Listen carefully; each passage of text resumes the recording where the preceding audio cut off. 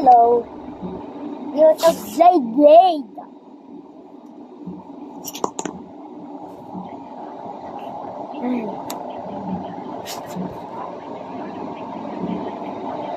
May hangin. Kuha pa ako siya. Talo. Talo pa natin.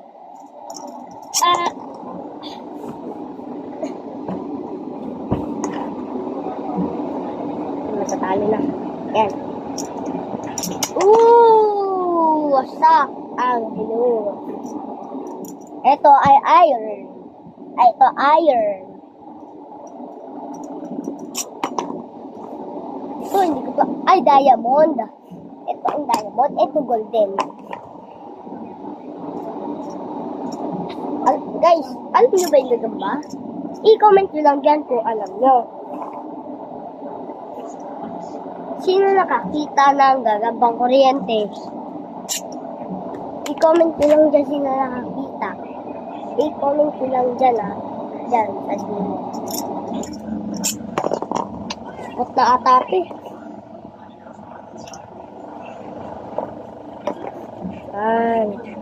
Tapos, yun. Ayun na, laban tong dalawa.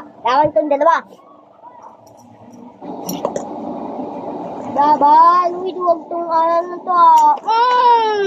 Patay ang diamond.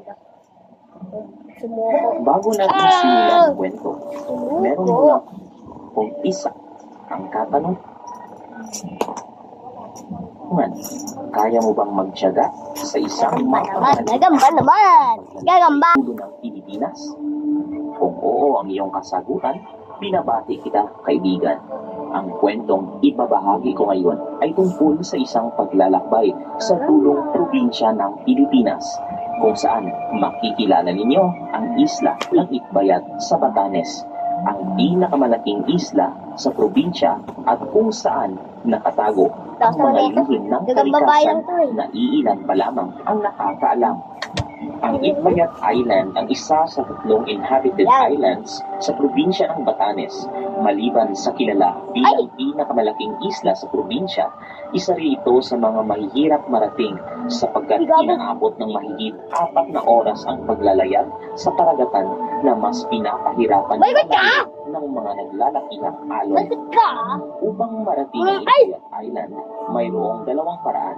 Una ay sa pamamagitan ng mga sasakyang pandagat mula sa shelter port na umaabot ng 4 na oras o mahigit pa.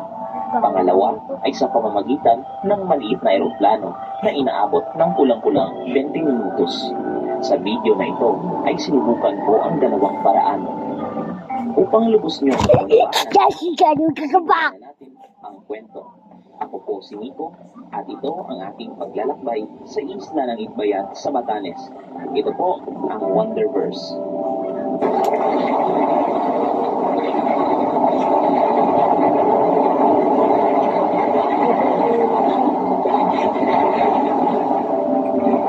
So guys, biglang baba ako dito. Sa isla ng Itbayat ay napagdesisyonan kong subukan ang pampasaherong bangka. Inabot ng mahigit 4 na oras ang paglalakbay sa tubig at nakikipagbuno ang aming bangka sa naglalakihang alon na humahampas papunta sa gilid ng isla. Tanaw ko ang mga nagagandahang bangin sa gilid ng karagatan at tila natutuwa sa aming pagdating. Pahirapan ang pagdaong ng bangka sa gilid ng isla. Pagkalipas ng ilang sandali, ay ligtas naman akong nakababa. Laban natin ang gagambang bahay versus gagambang bahay. I-comment niyo na to kung anong gagamba to. Hindi ko to alam Laban natin. Yan.